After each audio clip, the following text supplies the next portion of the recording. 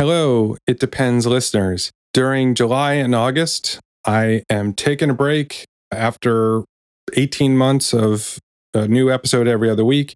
I'm taking the summer off. But during this time, I'm bringing you earlier episodes that you might have missed, especially if you've joined the podcast later on. Things that hopefully will get you to go back and look back through some of the archives, because there's some pretty good stuff there, if I say so myself. So anything you hear from the beginning of the theme music in just a few seconds, just be aware that's an older episode. So if I'm talking about giving a talk or some event coming up, that has already happened. However, here in 2025, in October, I'll be speaking in New York. I'll be speaking once again at the Lead Dev Conference. So if you're coming to New York for Lead Dev, I'll see you there. I'll also be at Leading Eng and happy to meet up with folks there as well. So please enjoy this previous episode of the It Depends Lessons in Technology Leadership podcast. See you with new episodes in September.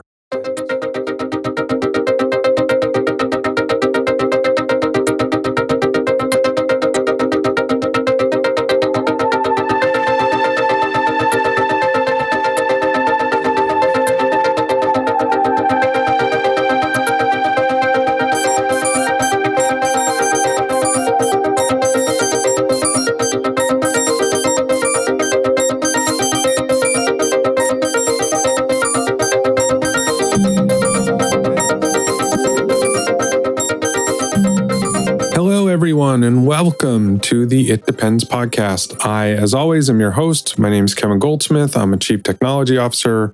I have been a developer, a development lead, engineering manager, director, VP in over 30 years in the technology industry. And I wrote a book, and the book is called It Depends, Writing on Technology Leadership 2012 to 2022.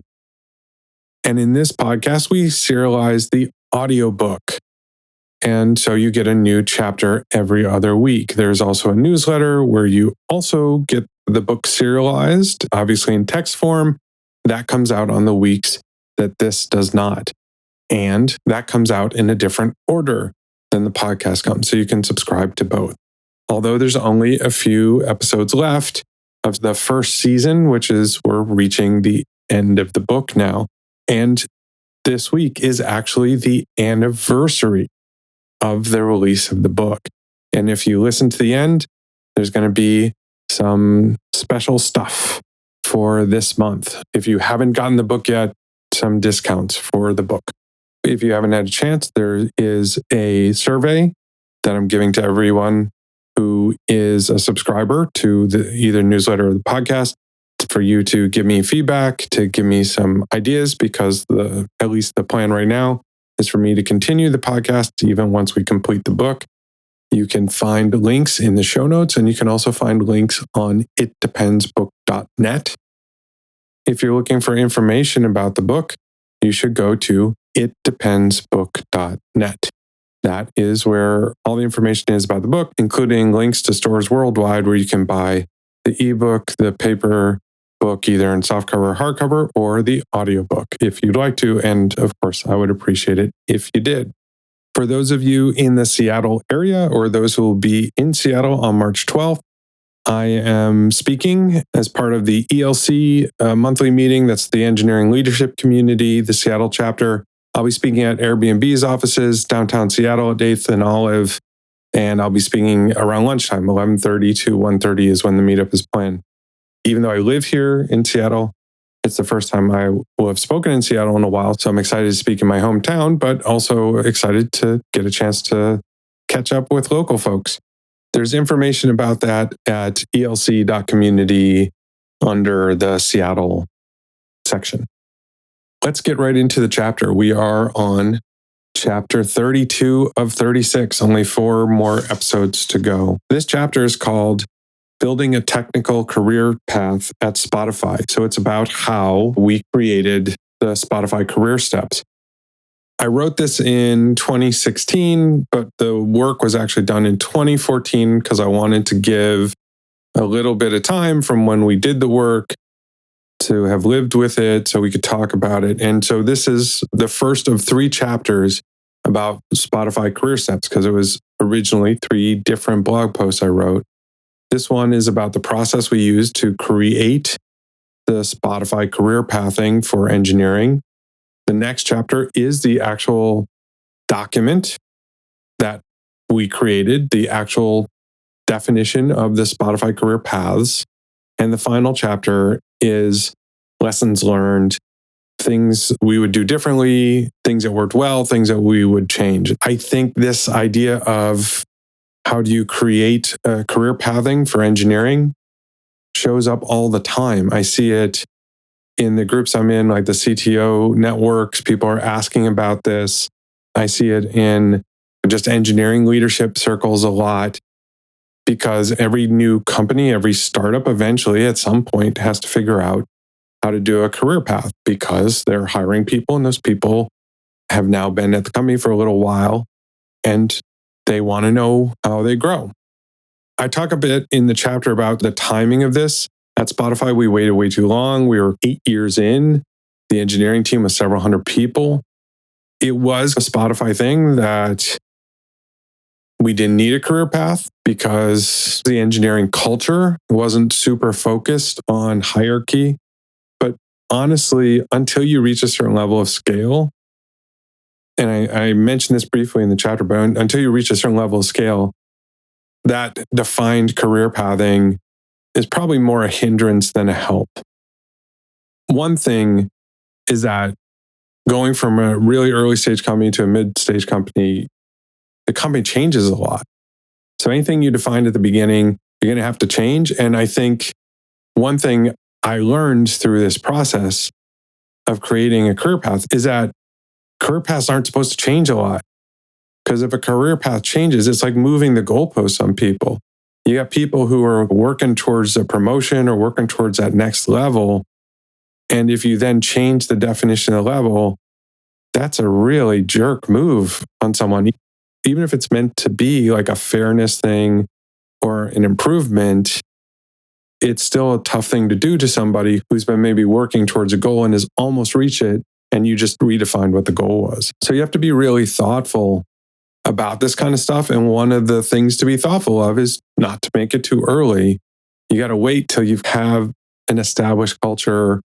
You have enough people in different roles, so you understand these roles. You have enough people at different levels, so you understand what those levels should be and how you want to guide people's development. I also talk about this. The thing I'd like to make explicit is the interaction between your career pathing and your company culture or your engineering culture and performance management. Now, maybe this is already obvious to you. If you've been thinking about this stuff, it should be. But for a lot of people, it isn't. And a lot of people I've had conversations with about creating career pathing don't understand this. So I say a lot of times that the culture leads whatever your engineering culture is. That should be leading everything else, and everything else should be reinforcing it. And that culture comes from your values. So your values create your culture creates everything else. That includes your career paths. If your career paths are not aligned to your values, they're not aligned to your culture, you are now creating a different culture, because your career pathing, which, as I'll explain in a minute, defines your performance management. If your career path is not aligned to your values, to your culture, you are incentivizing a different culture. You're incentivizing different values. So they have to reinforce. So if you have, for example, a strong culture of collaboration, some companies really want to put collaboration as a critical part of their engineering culture. If you have a critical value of collaboration and you don't define being better at collaboration as one of the requirements for promotion, what you are saying is collaboration is not important. If collaboration is important, getting promoted means being better at collaboration, as an example. coding or skill is always going to be critical, right? That's an important piece of career development, is getting better at the actual writing of code or testing of code or data analysis or whatever your job is. That's a critical part. And it's always got to be one of the primary parts. But everything else around it should be supporting and reinforcing your values. I talked about in the chapter on making a raise recommendation, you're comparing somebody against the rubric. You're comparing somebody against the career ladder or career pathing document, which should say, I have an employee, the employee is at this level is defined by these things. This person is either meeting those expectations, exceeding those expectations, or not meeting those expectations. If they're exceeding, they should get paid more because they're exceeding the expectations of the role at that level for that discipline. So if I'm now paying you more money for being better at how the company defines the job, then what the company is doing is reinforcing those behaviors by giving you more money for showing them. And if those behaviors are tied to the company values, I am reinforcing the company values. I am reinforcing the company culture that is derived from those values. If those behaviors are not consistent with the company values, I am reinforcing a different set of behaviors, which will over time define a new culture. If the engineering culture values collaboration and I reward you for going off on your own and delivering an important deliverable or a major feature by yourself, what I'm saying is we don't really value collaboration. What we really value is people going off and doing stuff themselves. And to the person that I've given that raise, what they'll understand is if I want this again, I should do this again. And what the people around them will understand is what we were doing is clearly not what's being rewarded. So this collaboration thing we're doing, we should stop doing that. We should go and do stuff on our own because that's what gets rewarded. So that career pathing is a critical part of reinforcing and supporting that engineering culture you either have and want to preserve or that culture you're trying to build. And at Spotify, I will tell you, as the person who led the creation of this career pathing, we were very much around supporting and reinforcing the culture we already had. As a company grows, it's really easy for that culture to change, that culture to slide. We were exceptionally careful about hiring for culture, around making sure that the people who joined the company were interested in working in the way we wanted to. But as you get into several hundred people in technology and are continuing to grow, the danger is always going to be that people who are maybe 80% aligned or 60% aligned, they join the company and they believe a lot of this stuff, but maybe not all of it. And even if they go along with it, it's not what their true belief is. And then when they get into the position of interviewing, they bring people in who think more like them. And over time, that culture starts to naturally shift. And even if you're careful, it'll happen as you grow. And so one of the things that I thought about when I led this effort was how do we reinforce our culture so it isn't just careful hiring that preserves it. There was this brief period in the 2010s where a lot of companies were being very open about themselves. I think Netflix really inspired that by publishing its culture deck. I was able to look at the Rent the Runway career path that Camille Fournier published. There was a couple other companies I found. I was also able to just contact a lot of other companies that seemed like they were doing interesting things and offered to share ours if they would share theirs. If you're thinking about doing this, or you're tasked with creating a career ladder for your company, that's a trick. Now there's a lot more public ones, as I said, but if there's a company you think is really thoughtful about how they do stuff, go offer to trade. And a lot of times, if it's one-to-one, you can find a leader that is happy to do that.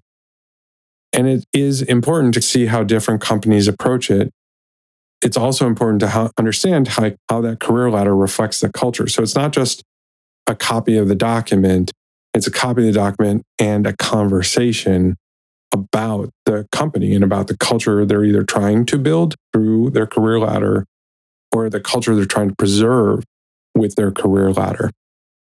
So definitely look at others. That's one of the reasons why we published the Spotify one, is because I was able to learn from so many other companies.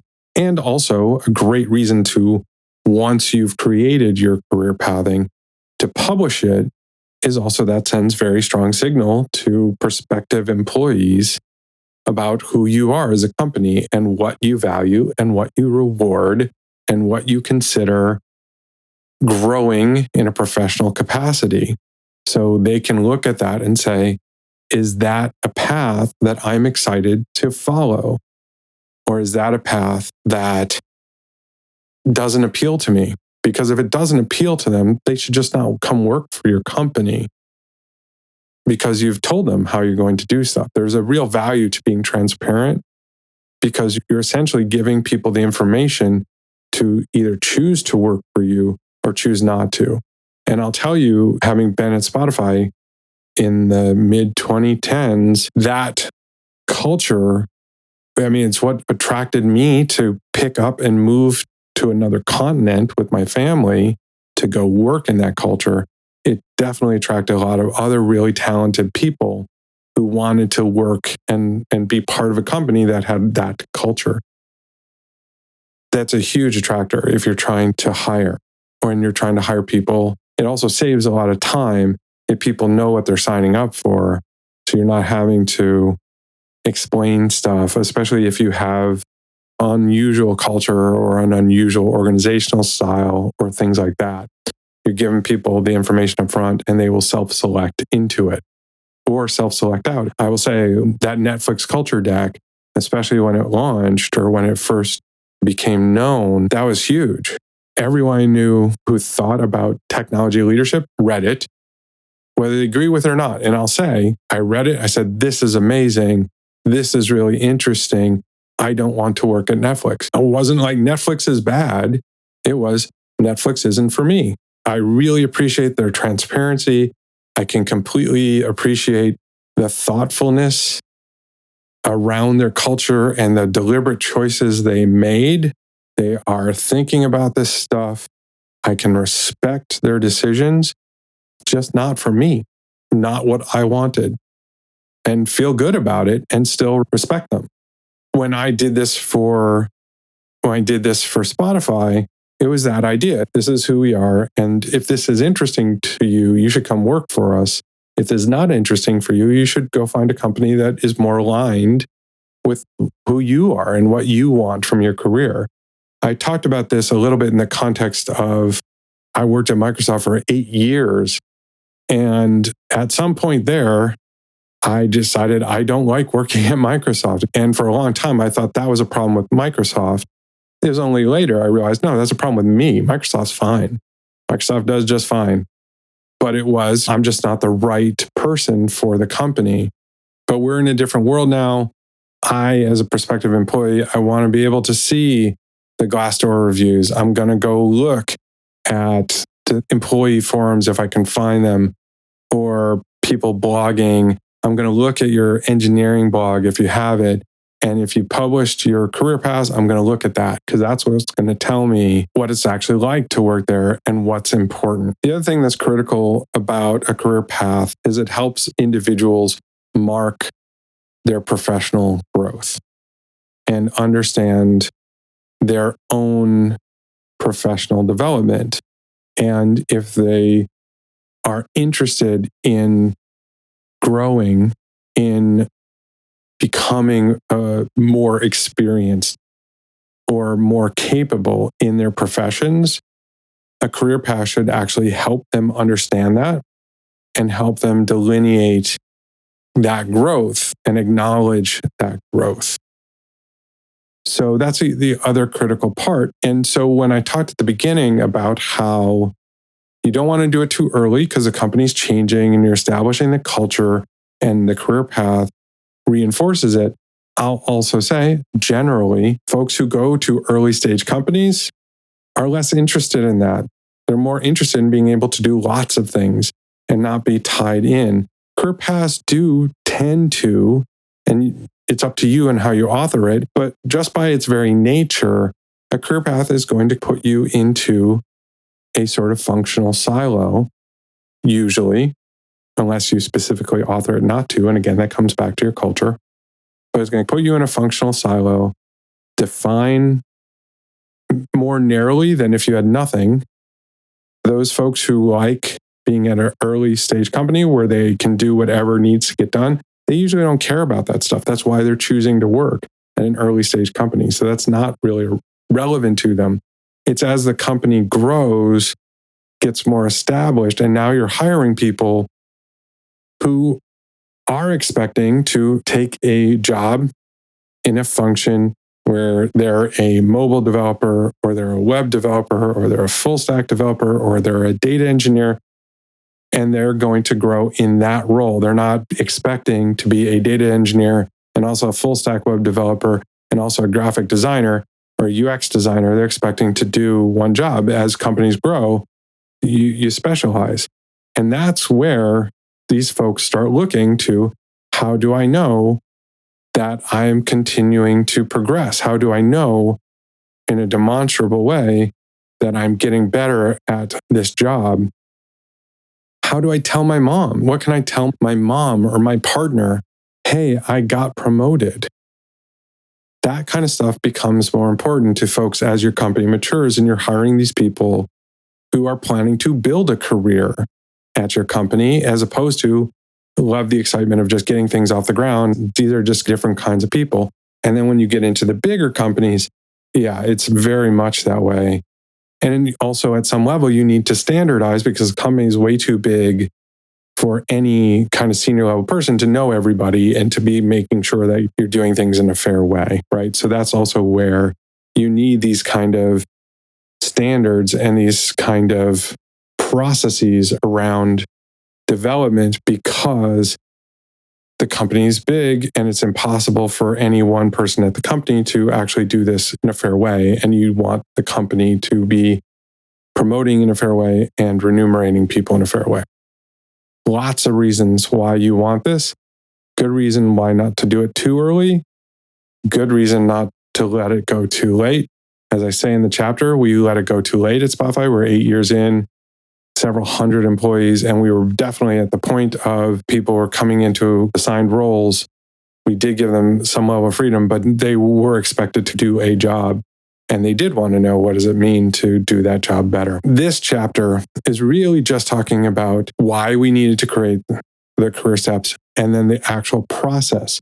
One of the things I was very proud of in the way we built it is that we did build it in a way that was really aligned to Spotify's values. Not only are those career steps aligned to the Spotify values at that time, and the best way I could think of to actually do that was to build it in a way that was aligned to who we are. As I say in the chapter, the first thing we did, the technology leadership group, we just decided, okay, yeah, we're going to do this, and this. And it was just an amalgam of where we'd all come from in our own experiences with career ladders. And so like I had some Adobe stuff in there, and we had some Yahoo stuff in there, and some Google stuff in there. That's what we did because that's what we knew. And that once I said, you know what, we should do this in a way that is consistent with our values, got thrown away almost immediately. Because we needed to build something that was aligned to our values. And that's that process of building something in that kind of bottom-up way, which was so critical for a lot of the way Spotify did things, was unique as far as me talking to other companies, and that's why I wanted to share it. We are moving back to where I started, 80s style, top-down, corporate. We're getting rid of middle managers. We're talking about founder mode. But this was really designed to be, how do we create a career pathing that involves the organization instead of imposing it on the organization? Because, as I've said a lot in this podcast, in bringing people into the process gets them to buy into it, gets them to support it, helps you find problems with it. It works much better. So that was this, and this experience creating this career pathing is one of the things that has reinforced that to me. And it worked pretty well. So this talks about that. If you were thinking about, oh, I want to build a career path, but I don't just want to go steal some company or take the company I used to work at and just put it here, or go search the web, find something that looks pretty good and just take it and enforce it on my company. Lots of companies do that. If that's what you want to do that. But I probably don't want to work at your company. If that's the way you approach this thing that's really important. If you're just like, I don't know, we don't care about this, we'll just take somebody else's, that's fine. Okay. If that's what you want to do, you don't care about your employees, you don't care about this stuff. If you just want to cargo cult somebody else's career pathing, all right, sure. I think it's a huge mistake. But I think it's worth taking the time to do something so important to the employees. It's going to be incredibly important to how your engineering culture develops. But if you want to just take somebody else's, okay, good luck with that. There's multiple ways to do it. If you are designing it yourself, you can sit down, CTO, technical leadership, maybe some HR, and just work it out and bring it to the organization. Sure, you could totally do that. That's not the way it made sense to me for how we worked at Spotify. It's not the way I wanted to do it. And I will say, when we built it at Avo, did it that way too. Smaller organization, but very much influenced by that. The way we did it at Anaconda, similar. So we haven't finalized it even at DistroKid, but that is the approach we're taking. Because it works. It works really well. Okay. People feel consulted. People feel informed. People feel like they have a voice. And that's important. You get a sense of how important this stuff is to me. I think this is one of the most critical decisions you can make as an engineering leader in a company. I don't think many engineering leaders think about it that way, and I think that's a mistake. The things I learned this first time creating Career Ladder and researching it, and because I wanted to do a good job, talking to other leaders about it, talking to HR people about it, really opened my eyes to how important this is, how much it will define the company you're building, the engineering team you lead. And so whether you like the way we did it in this chapter and the following two chapters, whether you think it makes sense or whether you think it's stupid, bring that thoughtfulness to it. If you don't like the way we did it, do it your own way, but do it in a way that makes sense for your company. That's going to reinforce your culture. And if you're doing something unique, if you really did build something that talks about your culture and your legal team, your HR team, whomever is okay, publish it, share it, tell prospective employees, this is who we are. This is what we reward. This is what's important to us, because it's important to them to know what kind of company they're going to work at. Over the next two chapters, we'll talk about what that was for Spotify. What are the things that we supported? What were the things that we reinforced in the company values? And then in the final chapter, the third chapter of this 3-chapter set, talk about the lessons learned from having done this process. Because there were a lot. It wasn't perfect. Made some mistakes. And I'm excited to talk about those as well. So without further ado, I give you chapter 32 of It Depends, Writing on Technology Leadership, 2012 to 2022. This chapter is called Building a Technical Career Path at Spotify.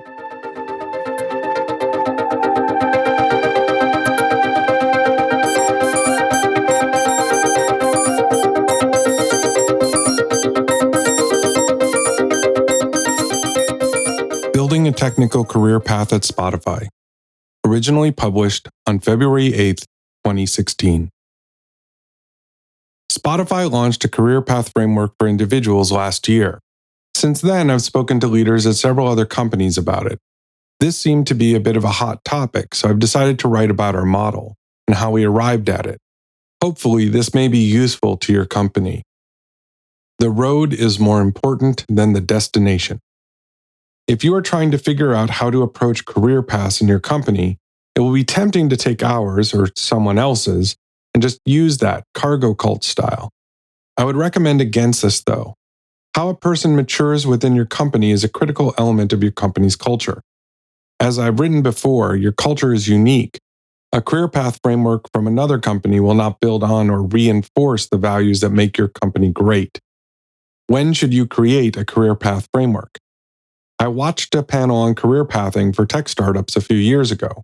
One of the speakers argued that you should create a career ladder later than you think you need it, a little bit after it is really necessary. I think this is excellent advice for a few reasons. A career pathing framework is unnecessary in the early days of a company and creates a superfluous process that can be as much of a distraction as a benefit. One of the great things about the early stages of a company is that the roles people have are constantly evolving.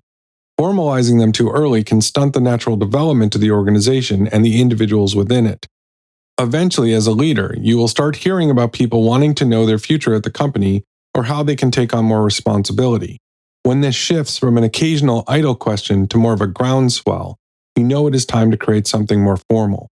At Spotify, we'd waited almost 8 years before deciding it was time to create a career pathing framework. The company's anti-hierarchical culture probably was a large part of the reason for not seeing this as needed. Some of the issues we had when we rolled it out were likely because we waited too long. A few things made it clear that it was now past time to do this. There was no formal way to acknowledge career growth via title, salary, or responsibility increases in the individual contributor role.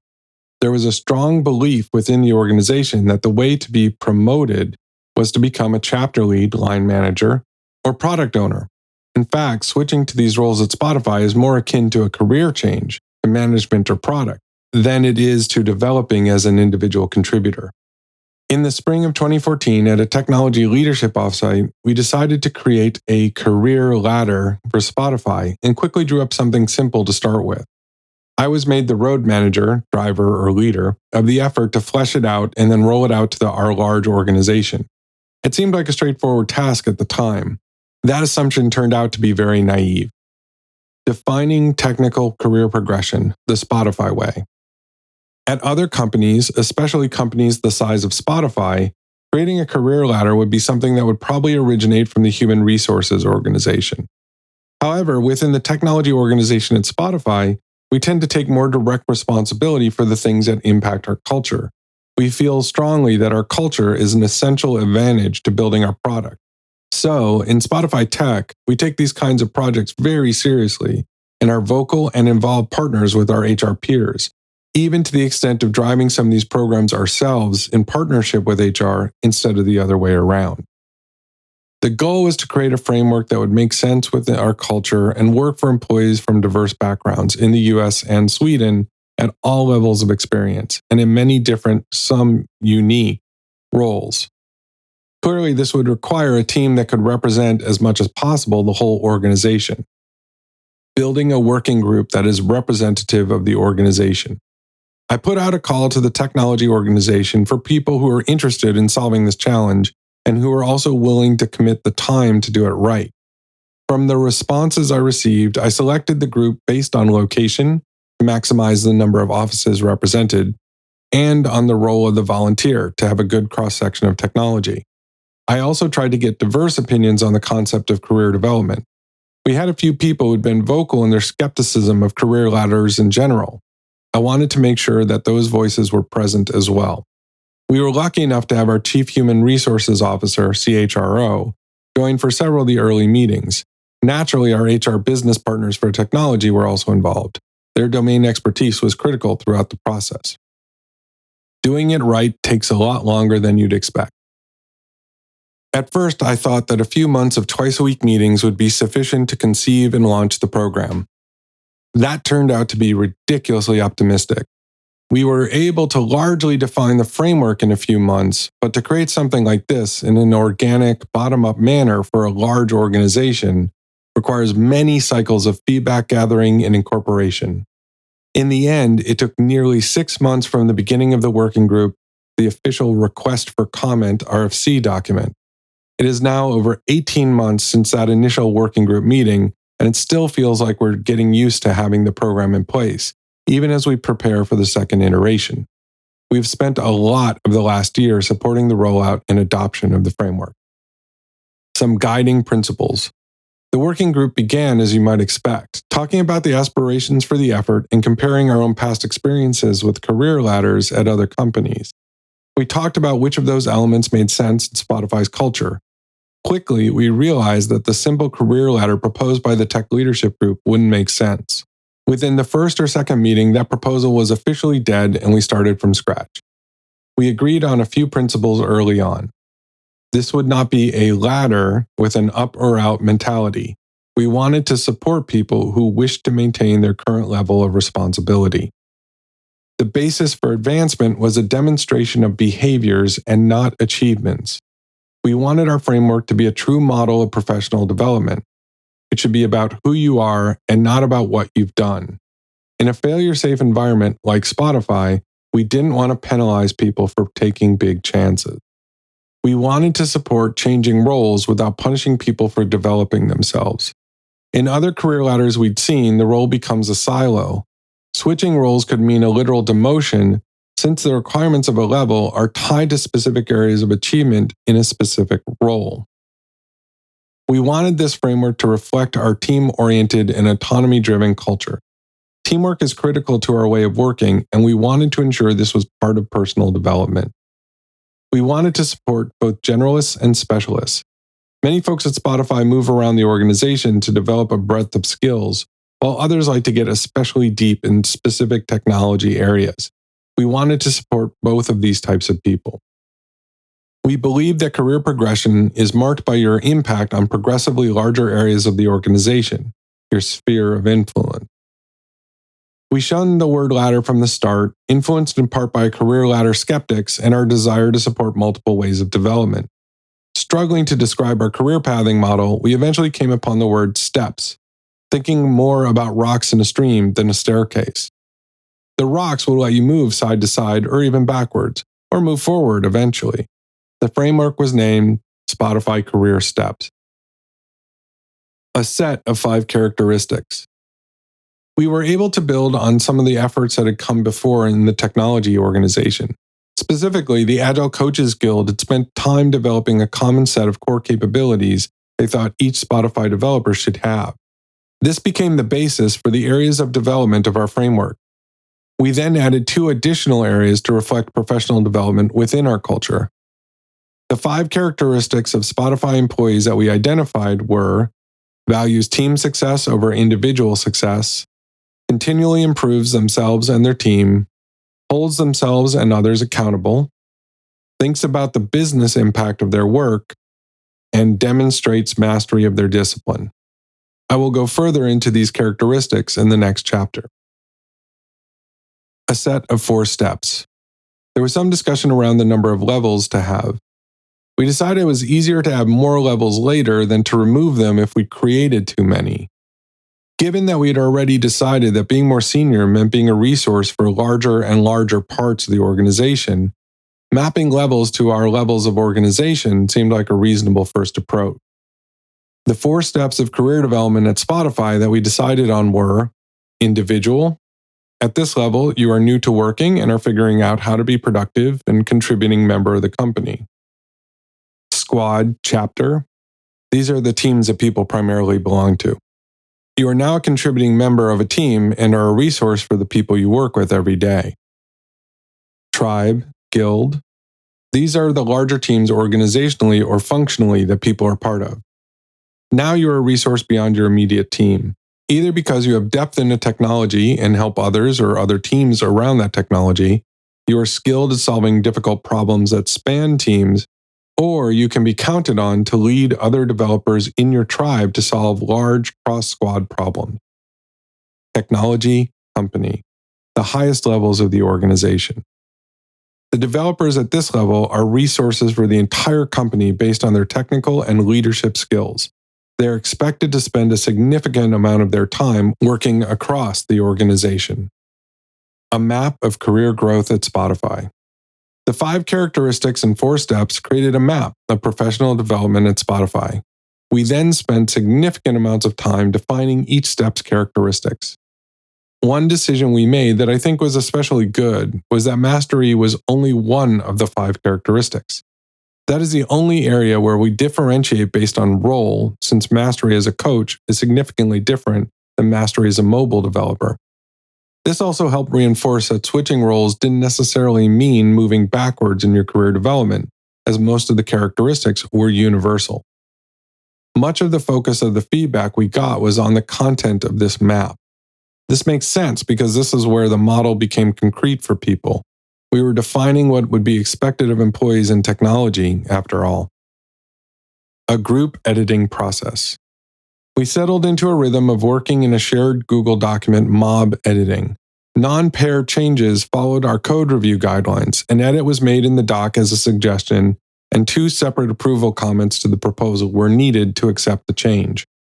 The current version of the document, we would fork or create a new copy regularly, was then shared with progressively larger groups of managers and employees to get their feedback. Their comments and suggestions were then incorporated, after which a new version would be shared. The rounds of feedback and tweaking were extremely valuable. We realized we weren't doing enough to support introverts in the initial versions, for example, and had to go back and make significant changes. After several months of revisions and sharing with progressively larger groups, we finally created an official RFC version, which was then shared with the entire organization for comments and suggestions. This particular collaborative editing and progressive review process ended up working quite well. There were some improvements that I will recommend in the third part of this series. At this time, I want to recognize the initial working group that was instrumental in creating the process and the document. We worked so well as a group that in retrospect, it was hard to remember whose ideas were whose. Any suggestion that any of us had was improved by the others involved. While I'm writing about what we did, the work itself was a truly collective effort by Chris Angovi, Daniel Prada, David Poblador y Garcia, Eli Daniel, Enrique Imberti, Jessica Jolson, Kevin Goldsmith, Kinchuk Mishra, Olaf Svedstrom, and Will Meyer.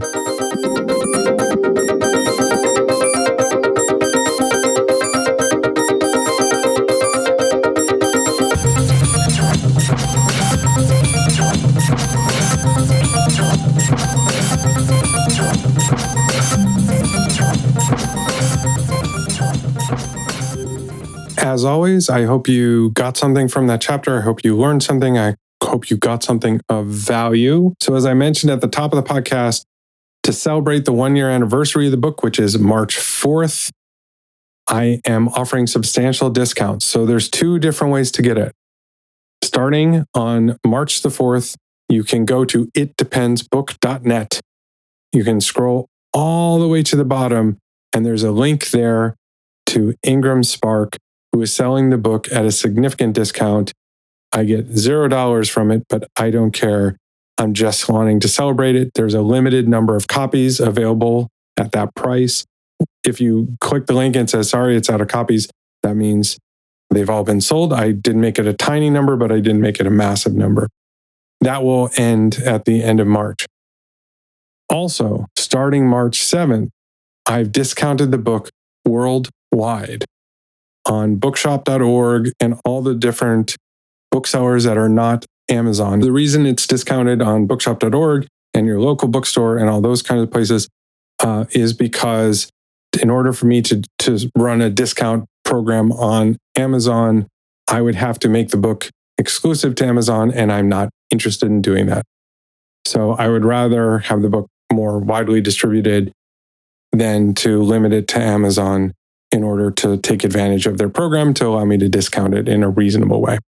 So if you've been meaning to buy the book, you've been getting value from the podcast or been getting value from the newsletter, just hadn't gotten around to it, it's at the cheapest price you're going to be able to find it for maybe ever. I don't know. During the month of March on bookshop.org, on every bookstore that isn't Amazon. I hope that this chapter was valuable to you. If it was, the next 2 chapters very much following up from this one and very much related to it. So you should hopefully get some value out of that. I will see you next week in the newsletter. I'll see you 2 weeks back here on the podcast. Have a great week.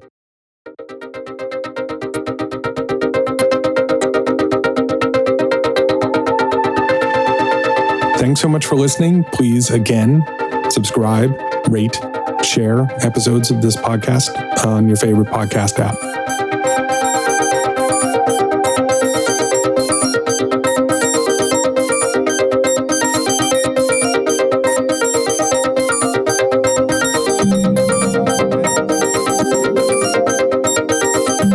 Thank you for Answers to April for the music used in this podcast. To hear more from Answers to April, visit answerstoapril.com.